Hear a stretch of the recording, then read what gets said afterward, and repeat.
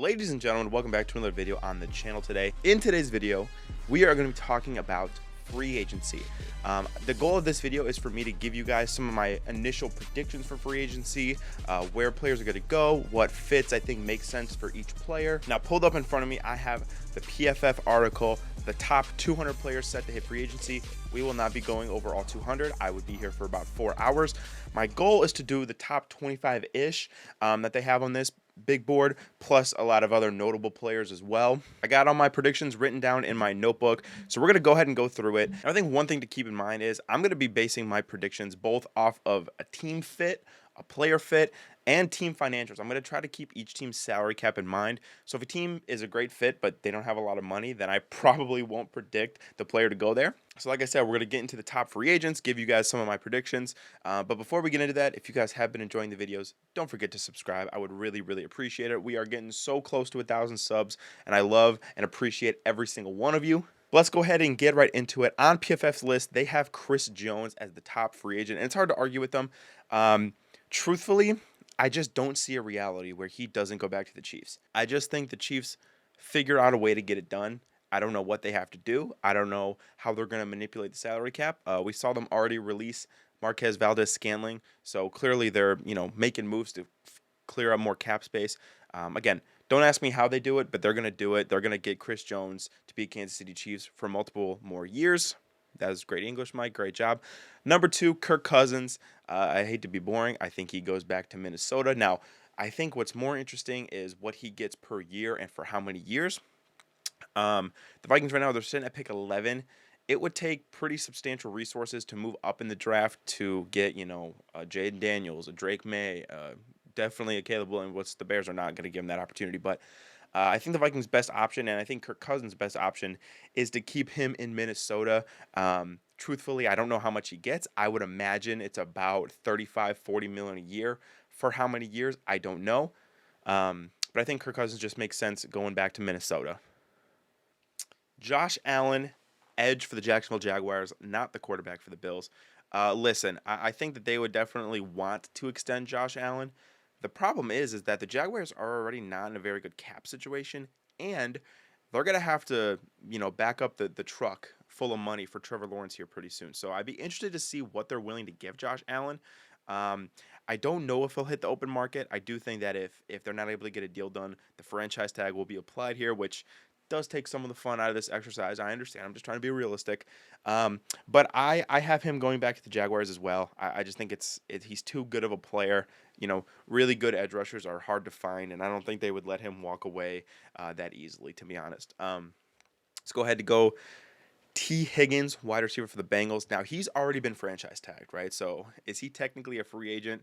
I'm not sure. But the speculation has not died down with T. Higgins yet. That is far from the case.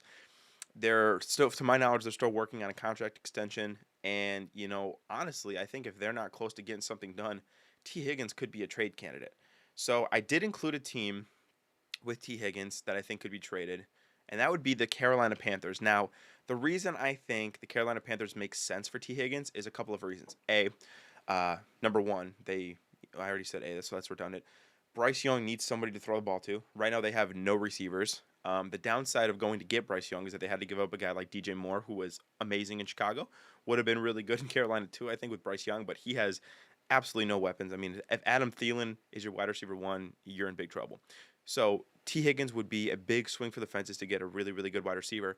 Additionally, new coach Dave Canales is coming from Tampa Bay, right, where he had a big body receiver like Mike Evans. The offense kind of ran through him a lot of the times. T. Higgins is a similar build where he's a big, tall, go-get-it wide receiver. I think he would be very attractive for the Carolina Panthers, and I think that they have the money to give him the contract that he wants. That's just my 2 cents there. And that is an excellent transition to now talk about Brian Burns, the edge rusher for the Carolina Panthers. Now, listen, he is a phenomenal edge rusher. I would put him in like the tier 2 of edge rushers in the NFL. He's no Myles Garrett, he's no Max Crosby, but he is probably in that second tier. Probably, I would say, a hair below Josh Allen. So I do agree with PFF here, which is rare. But Brian Burns, to me, is a guy that if you're Carolina, you just have to lock up, right? A couple years ago, they declined an offer of 2 first-round picks from the Rams. Truthfully, like, this is a guy that they want to be a part of him long term. I really can't see the Panthers letting him walk, especially Dave Canales coming in. He's an offensive guy. You have a cornerstone on defense. I don't think you'd want to move on from him. I don't think that would make any sense to lose your best player when you're the worst team in the NFL. Could he be trade bait? I suppose, but like I said, they declined 2 first-round picks for him years ago, so you're probably not going to get a better offer than that. Going on to number 6, Justin Madubuike had a career year with the Ravens. He has been franchise tagged, so again, take some of the fun out of this, right? So we do know that he's going to play for the Ravens next year, at the very least. But I think if we're talking about any other potential moves with him, I don't see him getting traded. I really don't see him getting extended this offseason. He's set to then be a free agent again next year, which, again, maybe we have to wait. The franchise tag is a blessing and a curse for, the teams and the players and everything like that. But it takes the fun out of free agency. So unfortunately, I don't really have much to report with Justin Madubuike. He'll be a Raven. Now, this is somebody who I think is fun. And Christian Wilkins, Miami Dolphins, the stud interior defender.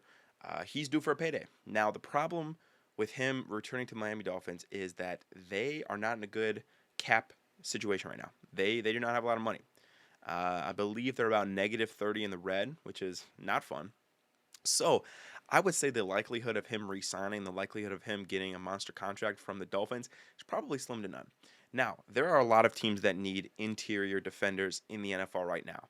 And there are a lot of teams with money who need interior defenders. And the team that I'm going to be picking to sign Christian Wilkins is going to be the Chicago Bears. They do not, ever since Akeem Hicks left, they have not had a really strong presence on the interior of the defensive line. They made a huge improvement to the edge rusher last year, signing Montez Sweat. They have pick 1, they have pick 9, and they don't have a second. So that leaves it, I think, a lot harder to get an interior player in this draft. And there are some good ones, Jerzon Newton, T'Vondre Sweat, the guy from Texas, the other guy from Texas, I can't think of his name right now. I'm blanking a little bit. But it's going to be hard for them to take one at 9, probably a little early. And then, again, they don't have a pick till round 3. So to me, it makes sense to sign one in free agency. The Bears have a lot of money to play around with. And again, Matt Eberflus is a defensive-minded head coach. I think Christian Wilkins goes to the Chicago Bears. Now, for number 8, they have Antoine Winfield. I think he goes back to the Buccaneers. Now, the Bucs have a lot of free agents. Baker, Mike Evans, Antonio Winfield, Levante David. Ignoring positional value, Antonio Winfield Jr. is the best and the youngest. And so, in my opinion, he should be their priority to re-sign. They're not in the most amazing cap situation out of every team, don't get me wrong, but he is one of those franchise cornerstones that I think you really don't want to let go. Now, you can make the argument, well, he's a safety, and safety's not very valuable, and, it's a luxury position, and I get that, but I just don't think Jason Light would want to let him leave. And again, I still think that it's true that really good safeties can make a huge impact on the games. So I just don't see him leaving. Again, hate to be boring. Number 9, Jalen Johnson. I don't see him leaving either. He has expressed that he would like to stay in Chicago. The Bears definitely would want him back. He's a stud. He was the best corner in the NFL. I'm actually surprised he's at number 9. I would put him higher. I'd put him probably at 4. Jalen Johnson's going to be a Bear. I'm just being honest with you. It's going to be really stupid for the Bears to let him walk. And I think they get a deal done. I think they do. If they don't, they tag him and they try again next year. But I do think they get a deal done. Now, I think more interestingly, L'Jarius Sneed, Kansas City Chiefs. L'Jarius Sneed was a baller in the Super Bowl. He was a huge reason why the Chiefs won that game. And the Chiefs would love to retain him. But, as I mentioned with Chris Jones, they're not in a good cap situation.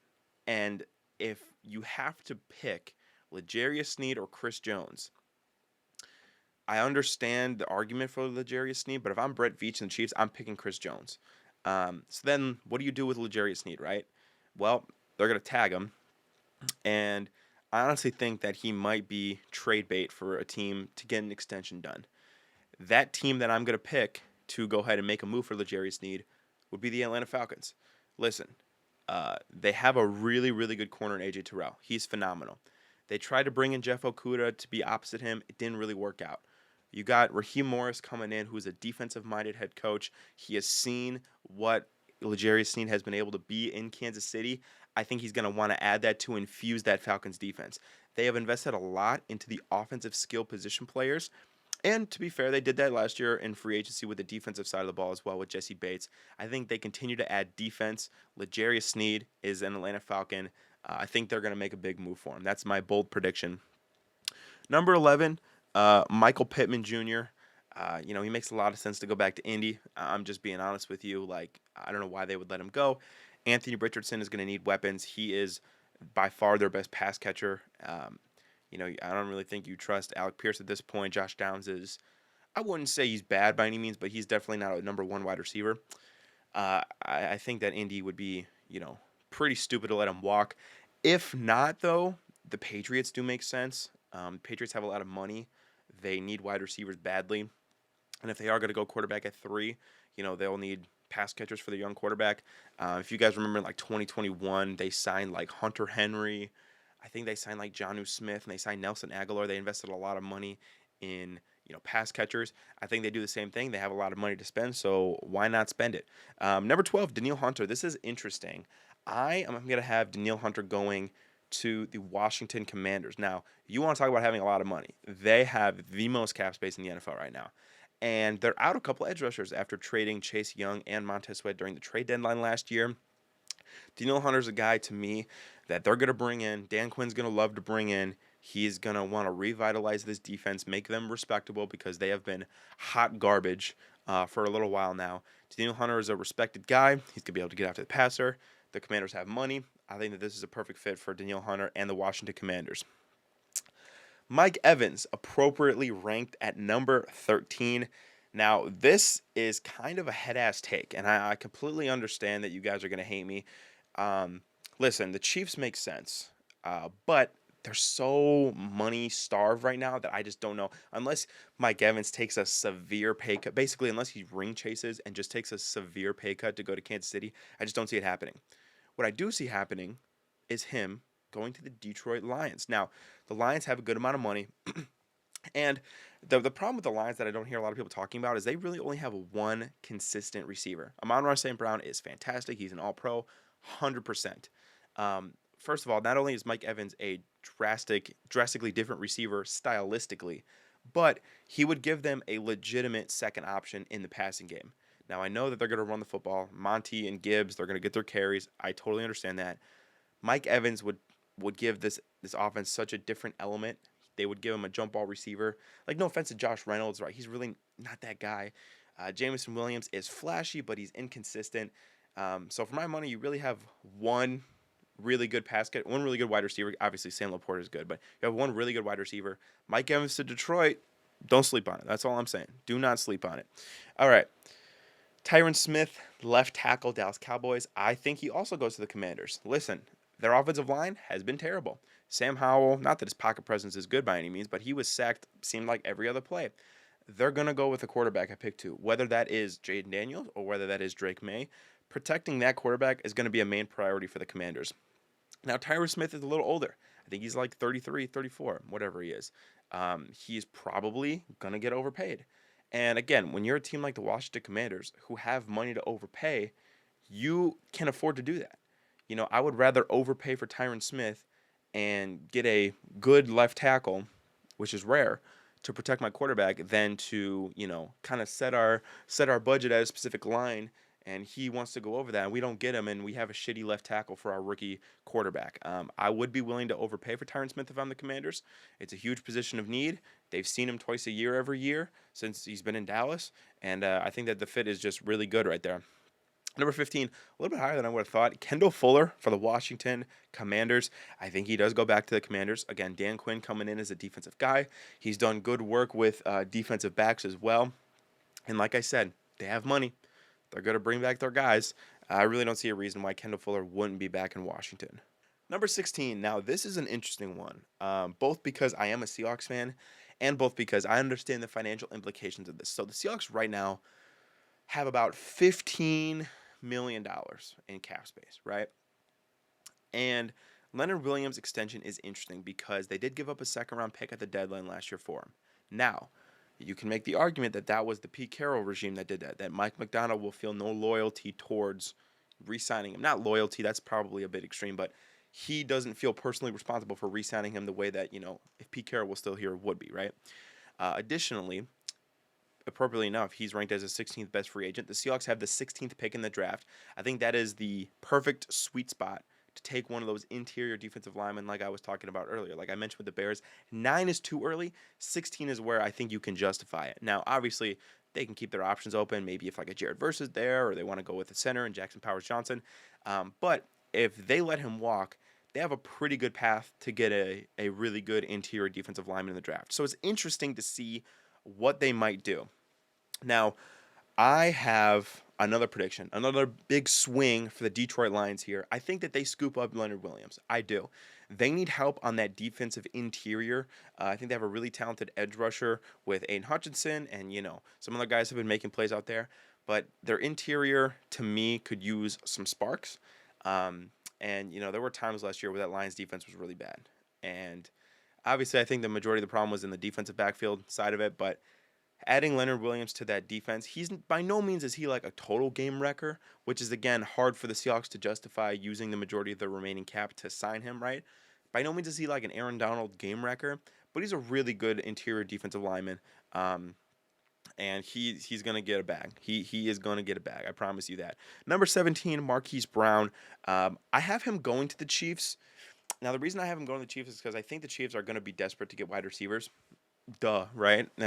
Anybody could have told you that.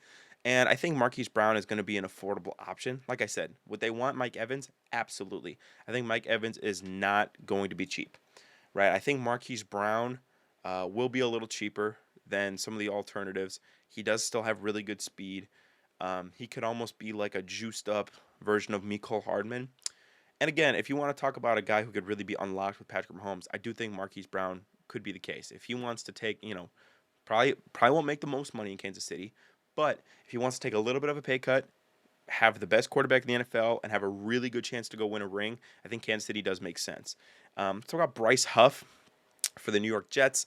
The Jets are not going to franchise tag him, which is kind of shocking to me because I think he's a very good edge rusher. Again, not elite by any means, but he's very good. I actually have him staying in New York. I have him going to the New York Giants, pairing up with Kayvon Thibodeau. They're kind of a mess right now. I'll be honest. They're kind of a mess. The whole Wink Martindale, Brian Daboll beef is worrisome. But, if they have a guy in their backyard, literally in their stadium, in Bryce Huff, that is going to be a free agent, I think the Giants will pay a pretty penny for him. They, I think, could use a lot more talent on defense. And a guy like Bryce Huff, again, by no means is he a game changer. By no means are you expecting him to get like 15 sacks a year. But you can expect a solid 8 to 10 sacks a year from Bryce Huff. He's solid. Plays the run pretty well. It's not his strength by any means, but he does play the run decent. He's more, I would guess, a pass rushing specialist, so to speak. So I think that Bryce Huff makes sense for the Giants. Number 19, DJ Reader. I have him going to the Arizona Cardinals. Now, the Arizona Cardinals, they have no talent on defense. Barely any talent on defense. And you have to understand their coach, Jonathan Gannon, came from Philadelphia, right, where they had really good defensive line play. More specifically, they always had really good interior defensive line play with a guy by the name of Fletcher Cox. Is DJ Reader Fletcher Cox, or like prime Fletcher Cox? No. But I think he's really, really good. I think he's versatile. I think that he's good against the run, can rush the passer. And again, if you're the Cardinals, you need somebody on defense. You need dudes. You need guys. And he would be that type of guy, and he would make their defense a lot better pretty instantly, right? Kyle Duggar, safety for the New England Patriots. I might have him going to the Commanders as well. Again, you just talk about Dan Quinn. He's a defensive backs guy.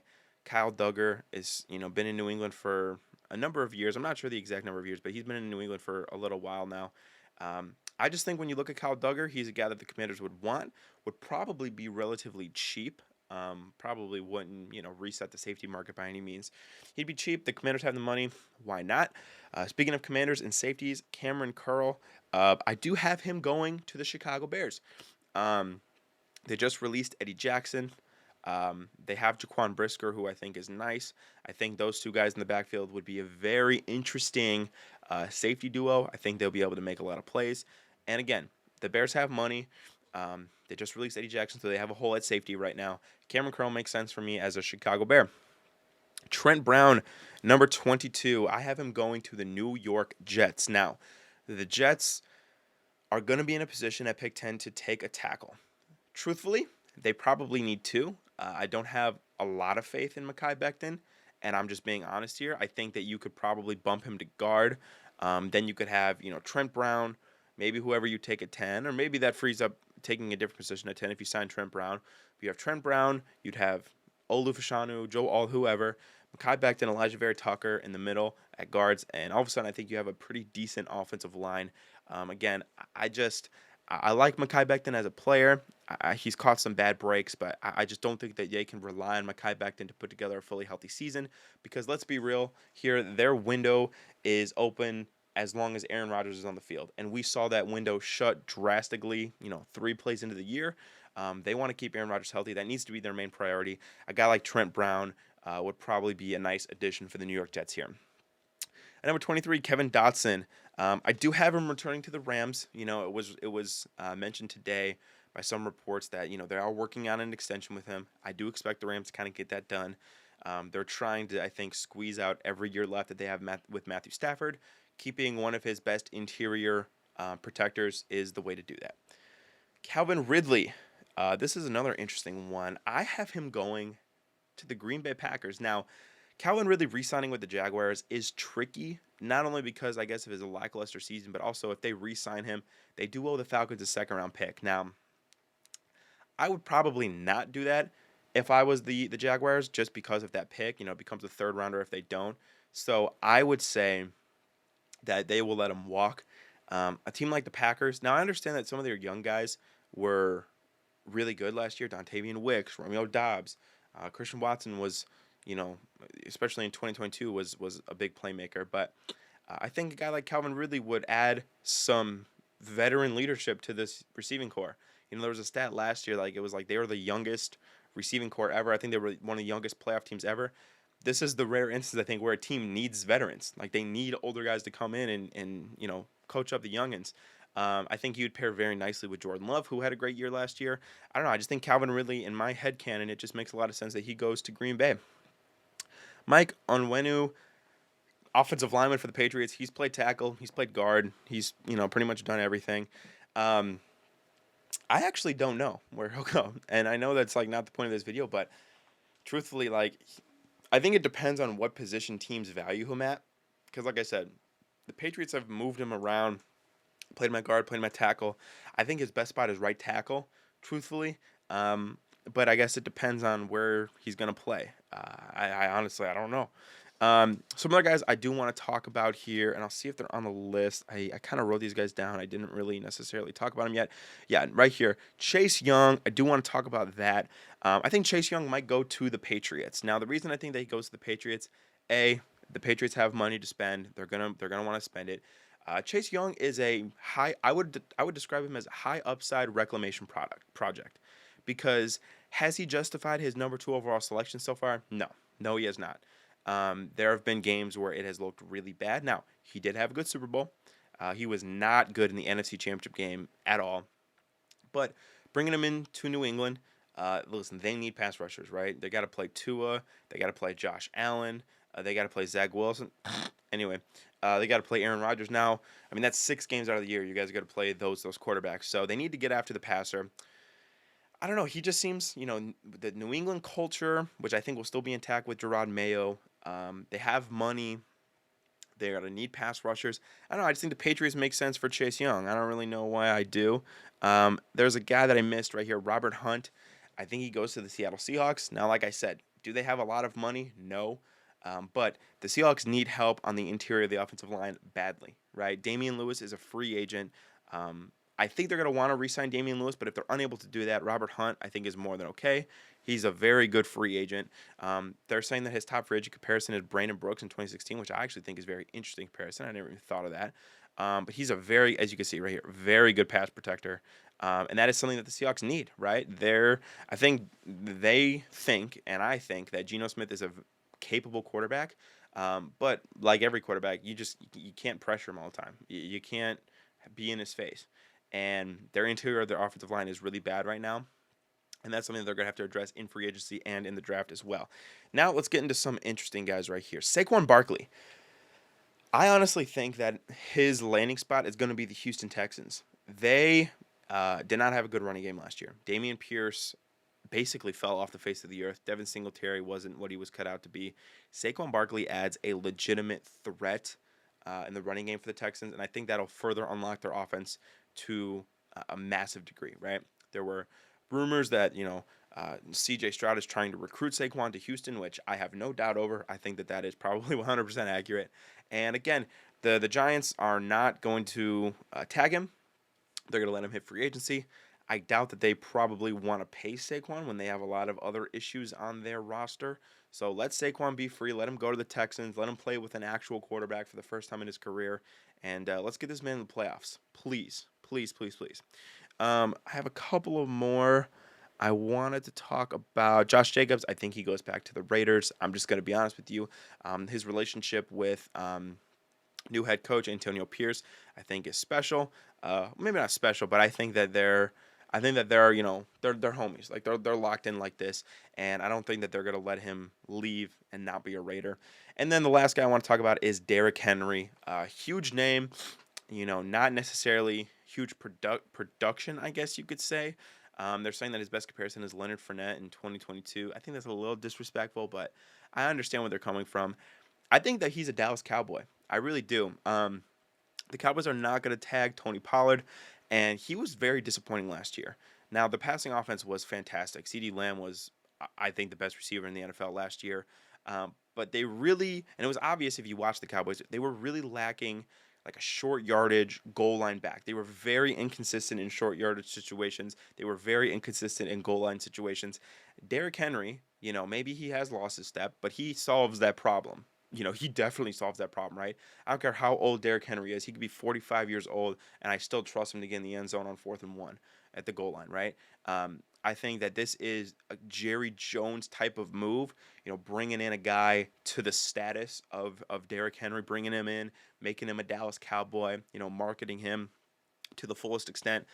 Is Derrick Henry going to run for 1,000 yards? Probably not, but I think that he fills a need for the Cowboys while also being a very Jerry Jones-esque move. So those are some of my predictions for the top free agents in the NFL this year. Let me know in the comments down below which free agents go to which teams in your opinion. Also, let me know how I did. Do you agree with my list? Do you think I'm, a stupid ass? Just let me know. But I hope you guys enjoyed the video. I will talk to you guys in the next video. Peace out.